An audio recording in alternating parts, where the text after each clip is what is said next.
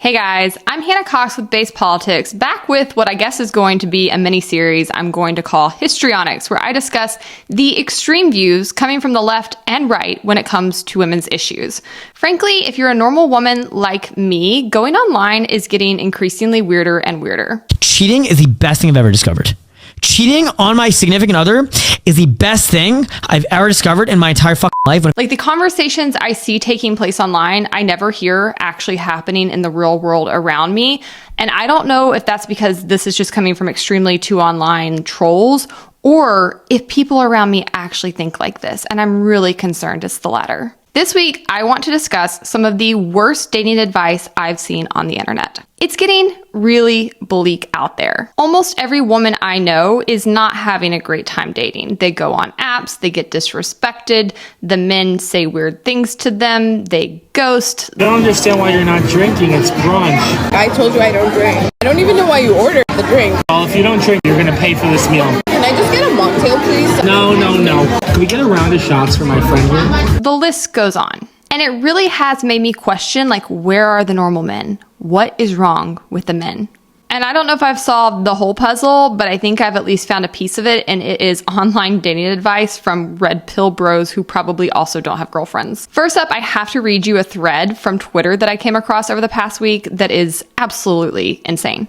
It's from an account whose handle is Dark Psych for Men, and it begins with the following advice. Do not compliment her looks. Leave her to wonder why everyone sees her as a big deal and you don't. Don't be the regular guy who goes around simping. Only compliment her when she does something and she does it right. Like, this sounds like advice you'd give somebody for how to train their dog.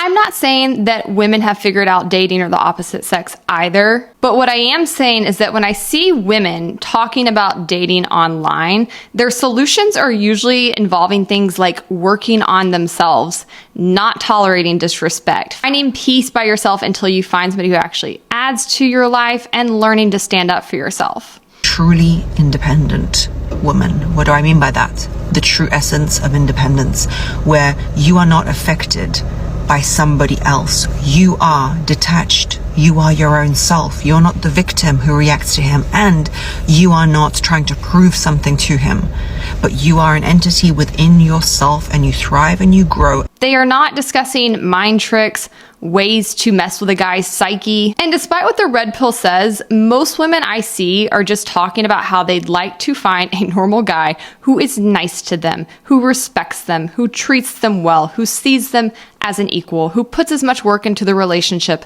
as they do. And it turns out that's really hard to come by. I don't know any woman who wants to date a man who never compliments her looks. Like, not only is this mean, it's so counterintuitive, because if you really believe that women are just being told they're beautiful all the time, everywhere they go, believe me when I say I would leave somebody who was not nice to me and didn't compliment me for somebody who did so fast it would make their head spin. Next up, they say, do not seek her validation. Seeking approval from a woman is the #1 way to inflate her ego to the moon. Leave craving for approval to women. Don't forget, guys, the best way to hang on to a woman is to make sure you're doing nothing that makes her happy. Next up, they say, never ask for commitment. This is a pull-away move, and it is mental. That's how it works. Know how to act in speech, over the phone, or face-to-face. Don't let your actions speak volume of what you want with her. Like, at this point, what I think you want with her is to maybe tie her up in your basement. You don't have to ask for commitment that way. She can't get out. Next, they say, prioritize your goals above her. You must miss out on a date with her occasionally. This will show her that she cannot distract you from your goals. This will bring her ego down, and she will inherently respect you. This one might have a grain of truth to it. Nobody wants to be with somebody who doesn't have their own thing going on. Most women certainly don't want to be with a man who lacks ambition or discipline or dedication. And only very insecure and needy people need their partner to be with them 24/7. But you shouldn't be doing those things to bring your partner's ego down. You should be doing them because you actually have goals and ambitions of your own that don't include destroying your partner's psyche. Next, they say, dress very nicely when you go out with her. The goal of this is to take the attention from her and give it to yourself. She's going to step up her game and compete with you. I have thought for some time, and I've seen nothing to disprove this, that many of the men in the red pill community want to be women themselves so badly. They are so mad that women be getting flew out. Mira, have you ever been flued out before? That women get presents bought for them, that women get compliments, that women get attention. The jealousy they have of women is palpable. He goes on to say, and I know this is a he because no woman but that Pearl thing would ever write these kinds of things. Look at other women. Yes, take glances at other women. It already creates a notion in her mind. That's not good grammar, but I guess what he's trying to say is you should stare at other women in front of her to put a notion in her mind. Yes, it'll put a notion in her mind that you are a creep and a weirdo. In another post, he says, never be too quick to have sex. Even if you were there for the sex, never let her know that your real intention is you being thirsty and you just only want to get under her skirt. Make her feel that is the last thing you want to do with her. Women already assume that that is the first thing you want to do with us. It doesn't really matter what kind of mental games you try to play there. We're not going to be like, oh, this one's different. He just doesn't like sex. No, we're going to think you have erectile dysfunction. In another post, he says, be random. Keep her guessing and on her toes by being unpredictable. Plan surprise dates. Show up unexpectedly and keep her guessing. This is advice for how to be a stalker. By not following a routine, you'll keep her guessing and make her work harder to keep your attention. This one's one of my favorites. He says, never show your insecurity.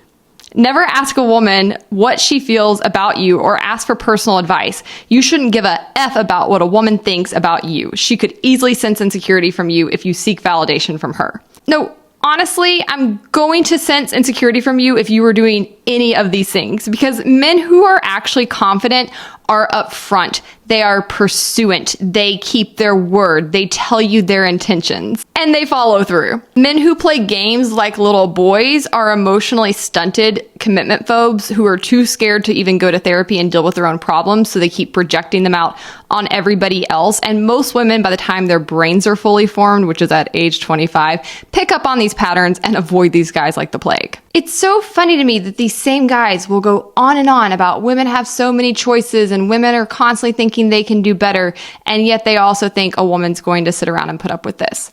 The only reason a woman ends up putting up with this kind of behavior is because they get attached or trauma bonded. It doesn't ever start out with a guy behaving this way and a girl's like, oh yeah, give me more, be meaner to me. No. Most men love bomb them, are really, really sweet to them for a period of a few months, and then slowly start to pull back and change. And by that point, the woman is attached, she's bonded with them, she's got a mind game going on where she's trying to figure out why they changed and how she can get them to be how they used to be. She might be financially attached to them. These guys like to claim that women actually don't like nice guys, they like bad guys. But the truth is that bad guys pretend to be nice guys in order to get with them and trick them. It's not that women seek out this kind of behavior. Another post says, never argue with her or get emotional. Anytime you get emotional, it shows her she has power and control over you. Don't argue with her, and if she is being unreasonable or disrespectful, take your leave. Basically what you're saying is be emotionally unavailable and avoidant. This is one of the top reasons that people break up or get divorced, shutting down, stonewalling somebody. And one of the top things women actually say they want is emotional intelligence out of a man. A man who can't discuss his feelings, who can't communicate, is a complete turnoff. It signifies that you are not fully developed. Now, I'm not going to say that women want you to be super emotional in the way that you communicate or they want you to come to them and cry. Women have different tolerance levels for that. But your ability to communicate your emotions, process them, and work through them together is key to having a successful relationship. And nobody has time to deal with a little man-child who can't have these basic sorts of discussions. Now, lest you think this is the only dumb dating advice floating around right-wing internet spaces, let me bring you another tweet. This one is from Justin Murphy. He says, men, just marry a hot, lower IQ girl from a rural church, one who is simple and practical and faithful. You don't need or want impressive opinions about foreign films. A little, but I love them. Words spoken by many happy husbands and many happy wives, no less. I'm just going to go out on a limb here and say if you don't care about your partner's IQ, you're probably pretty low IQ yourself. Low IQ people get themselves in all kinds of messes. They're usually bad at managing their finances. They don't know how to keep a home. They're disorganized. They're late. They make stupid decisions that get them in legal trouble. They can't hold down jobs. They'll embarrass you in front of your boss. And that's all before you have kids. Keep in mind that whoever you partner with, you are passing their genes on to your kids. Do you want stupid kids? Do you want the person who is primarily responsible for raising your kids and instructing them to be stupid? Furthermore, do you want to have a partner who you cannot connect with on a deep and meaningful level? Who you can't trust and confide in and depend on? I know this kind of guy is probably just fed up because he can't actually get the girls he's really attracted to and going after, but instead of trying to improve himself so that he would be a candidate for those people, he's trying to project this kind of terrible advice for the rest of the internet. And I think he thinks that all of the intelligent women that are currently rejecting him will see this kind of post and be like, crap, oh no, I better lower my standards and start looking elsewhere, because otherwise all of these guys with zero values are going to go pick dumb, simple girls who just do everything that they say and have no opinions of their own. Buddy, it's not going to work that way. Women would quite literally rather be alone. And I think that's what really gets at the heart of this argument. Ultimately, what men are competing with these days is women and their own autonomy and their own happiness they have without a man in their life. Men are the ones that actually like to project this whole, you're going to end up alone and be a cat lady and have nobody by you on your deathbed. But those threats don't work on women because they're largely not true. First and foremost, men are going to die off earlier anyways. So if we're just dependent on our husband to take care of us in old age, we're going to be up a creek. And that's why women tend to have much richer and larger communities and friends and other connections who will actually see her through her old age. Secondarily, women simply do not need men as much as men need women on a day-to-day basis. Most of the things that men do for women, like fixing cars, changing tires, doing projects around the house, these things can easily be outsourced and paid for, and mostly are, even when you do have a male partner, because quite frankly, an increasingly large number of men don't know how to do these kinds of tasks themselves. But that doesn't flow in both directions. Without women, men are increasingly isolated. Many of them say they don't even have a real friend, much less a whole community of people they can turn to. They don't have as rich of social lives without women. And as a whole, most of them do tend to need a lot more help just feeding themselves, making good meals, cleaning up their homes, buying headboards. It's really men who are afraid of growing old alone. And what they should be doing is working on themselves so that when they meet a woman who they are attracted to and they would like to date, they actually have something to offer her above her own peace that she's created for herself. Now, a woman recently said as much in a TikTok that also went viral on X, and it caught the ire of a lot of men, especially in the Christian community. There's nothing a man should fear more than a woman who's comfortable being alone. You are now competing with me. You're not competing with other guys. I am good being alone. I am fine. So you have to be better than me. You have to make it so that I want to be with you instead of being with me. How are you going to do that?